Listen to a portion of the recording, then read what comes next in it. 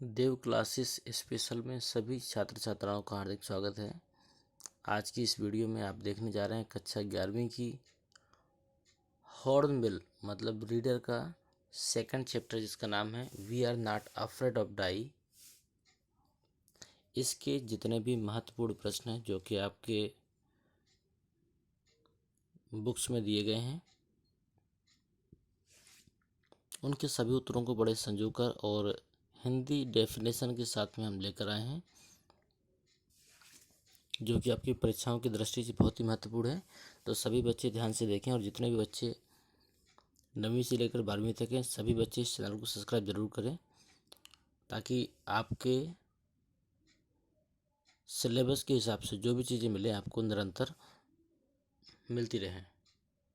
देखिए, पहला प्रश्न है इसमें, how long did the narrator plan his voyage to last. Voyage एक नावक का नाम है। तो बोला गया कि हाउ लॉन्ग, कितनी लंबी दूरी थी, डिड द नरेटर प्लान, जिससे कि जो नरेटर था, जो आपका लेखक था, उसने कितनी लंबी दूरी के लिए प्लान किया था बायोज के द्वारा। इसमें लिखा the narrator had planned his round the world journey to cover 1,50,000 kilometre in 3 year. 3 सालों में लगभग 1,05,000 किलोमीटर की दूरी तय करने के लिए प्लान किया था। देखिए, इसका हिंदी डेफिनेशन भी है कि वर्णनकर्ता ने अपनी यात्रा को कितने लंबे समय तक चलने की योजना बनाई। तो इसका उत्तर बनता है, वर्णनकर्ता ने 3 वर्षों में 1,05,000 किलोमीटर की दूरी तय करने के लिए दुनिया भर की अपनी यात्रा की योजना बनाई थी। देखिए, सेकंड प्रश्न जो है आपका वह है, देखिए ध्यान से देखिएगा, how did they celebrated the Christmas holiday. उन्होंने जो क्रिसमस का त्यौहार था उसे किस प्रकार मनाया। तो इसमें लिखा हुआ कि they celebrated their Christmas 3,500 kilometre east of Cape Town on 25 December. The weather was very bad. Still, they had a wonderful holiday, complete with a Christmas tree. New Year days saw no improvement in weather. तो इसका मतलब हुआ कि they celebrated, उन्होंने जो त्यौहार को मनाया था, दियर क्रिसमस, उसने जो उन्होंने अपना क्रिसमस को त्यौहार मनाया था वो 3,500 किलोमीटर 3500 किलोमीटर दूर east of Cape town, Cape Town से 3500 किलोमीटर दूर ईस्ट में, और 25 दिसंबर को उन्होंने मनाया था। The weather was very bad, जो मौसम था बहुत बुरा था। स्टिल माने फिर भी, they had a wonderful holiday, लेकिन फिर भी ये उनके लिए एक आश्चर्यजनक छुट्टी थी। Complete with A Christmas tree, जिसे उन्होंने क्रिसमस ट्री के साथ में मनाया। न्यू ईयर डे सा नो इम्प्रूवमेंट इन वेदर, और नए साल में भी कुछ मौसम में सुधार नहीं था। इसकी हिंदी देख लीजिए, उन्होंने क्रिसमस की छुट्टियां कैसे मनाई। उन्होंने 25 दिसंबर को केप टाउन से 3500 किलोमीटर पूर्व में अपना क्रिसमस मनाया। मौसम बहुत ख़राब था, फिर भी उनके पास क्रिसमस ट्री के साथ एक शानदार छुट्टी थी। नए साल के दिन मौसम में कोई सुधार नहीं देखा गया। ये था आपका दूसरे का उत्तर। अब देखते हैं तीसरा प्रश्न क्या है। तीसरा प्रश्न है, what sort of wave hit the ship. तो इसका आंसर है ए वर्टिकल है। इसमें वर्टिकल लिखा है, ये वर्टिकल है। A vertical wave hit the ship and it's must was broken. Narrator was thrown out of the ship, but he was saved as he had double lashed everything earlier.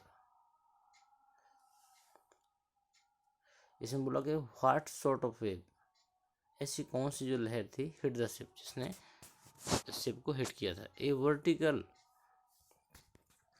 इसका उत्तर हो जाएगा, जहाज पर एक वर्टिकल वेव टकराई और वह अवश्य ही टूट गई। मतलब कौन, जहाज के लिए वर्णनकर्ता को जहाज से बाहर फेंक दिया। लहर ने जो भी वर्णन करता था उसको जहाज से बाहर फेंक दिया, लेकिन वह बच गया था क्योंकि उसने पहले सब कुछ दोहरा दिया था। तो ये इसका हिंदी डेफिनेशन है। चौथा प्रश्न है आपका, how did little Jonathan react to the desperate situation they found themselves in on 5 January. इसका आंसर है Jonathan asked his daddy if they were going to die. The narrator tried to assure him that they would overcome the situation. इसका हिंदी अनुवाद है आपका, छोटा जो Jonathan था उसने 5 जनवरी को खुद को जिस निराशाजनक स्थिति में पाया उस पर उसने कैसी प्रतिक्रिया दी थी। तो इसका आंसर है जोनाथन ने अपने पिता से पूछा कि क्या वो मरने वाले हैं, तो उस कंडीशन पे वर्णन करता है, मतलब उसके पिता ने उसे आश्वस्त करने का प्रयास किया, मतलब समझाने का प्रयास किया कि वे सभी लोग इस भयानक स्थिति से निकल जाएंगे और इसमें विजय प्राप्त कर लेंगे। अगला और लास्ट प्रश्न है जो आपको नोटबुक में था, ये how did Sue try to enliven the gloomy atmosphere. इसका है Sue forget her swollen head and blackened eyes and prepared a funny guard. On the front, it had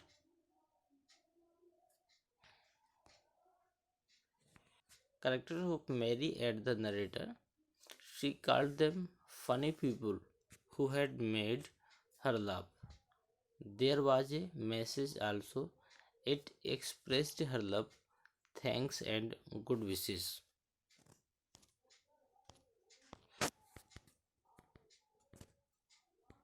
इसका देखिए हिंदी अनुवाद है, सू ने उदास वातावरण को जीवंत करने का प्रयास किया। कैसे किया था? सू अपने सूजे हुए सिर को, क्योंकि जब जहाज में तूफान टकराया था, पानी की लहर टकराई थी, तो उसका सर जहाज से लग गया था और वो सिर सूजा हुआ था। तो सू अपने सूजे हुए सिर को भूल गई और अपनी आंखें काली कर दी और एक मज़ेदार कार्ड तैयार किया, मतलब अपने आप को ही एक मज़ेदार कार्ड बना दिया। मोर्चे पर इसमें मैरी और कथावाचक के कैरिकेचर थे। उसने उन्हें मजाकिया लोग कहा जिन्होंने उसे हंसाया था। एक संदेश भी था। इसने अपना प्यार, धन्यवाद और शुभकामनाएं व्यक्त की। मतलब इस व्यक्ति ने पूरे उदास वातावरण को किस प्रकार एक खुशनुमा अंदाज में बदल दिया। तो ये इसके प्रश्न का आंसर है। तो ये 5 प्रश्न थे जो आपके नोटबुक में थे। इन 5 प्रश्नों के उत्तर को बड़े आसानी से और बहुत ही सरल शब्दों में आपको बताया गया है। उम्मीद करते हैं ये 5 प्रश्न आपको समझ में आ गए होंगे। अगर कोई भी मीनिंग आपको नहीं समझ में आई या किसी लाइन का अर्थ नहीं समझ में आया तो आप इस प्रकार हिंदी को बैक कर दे सकते हैं। देखिए 5वीं का है और ये आपकी चौथे की है और ये आपकी तीसरे की है और ये आपकी दूसरे की है, ये आपकी पहले की है। यदि आप चाहें तो इन प्रश्नों के आंसर भी लिख सकते हैं वीडियो को पोस्ट करके। देखिए मैंने हिंदी भी खोली और ये इंग्लिश भी है। इसके अलावा दूसरे की हिंदी है, दूसरे की आपकी इंग्लिश है। वीडियो को पोस्ट करके आप इसको लिख सकते हैं। तीसरे की हिंदी है, तीसरे की इंग्लिश है, चौथे की हिंदी है, चौथे की इंग्लिश है,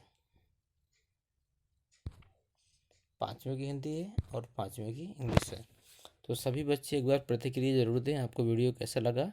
क्या आपको हमारे द्वारा दिए गए प्रश्नों के उत्तर क्लियर हुए? यदि कोई प्रश्न या किसी प्रश्न का उत्तर अभी भी कठिन है तो कृपया आप प्रतिक्रिया जरूर दें और उसमें आप अपनी राय लिखें। यदि आपको अभी भी कठिन लगता है तो इससे भी सरल कोई ना कोई रास्ता बताया जाएगा या फिर इसी प्रश्न के उत्तर को कुछ आसान शब्दों में आपको बताया जाएगा। लेकिन यदि ये समझ में आ गए हैं तो ये मान के चलिए कि ये प्रश्न आपके लिए बहुत ही महत्वपूर्ण है जो कि आपके पेपरों में पूछे जा सकते हैं। इसी के साथ इस वीडियो को यहीं समाप्त करते हैं। मिलते हैं आपसे अगले वीडियो में किसी नए टॉपिक के साथ में। धन्यवाद।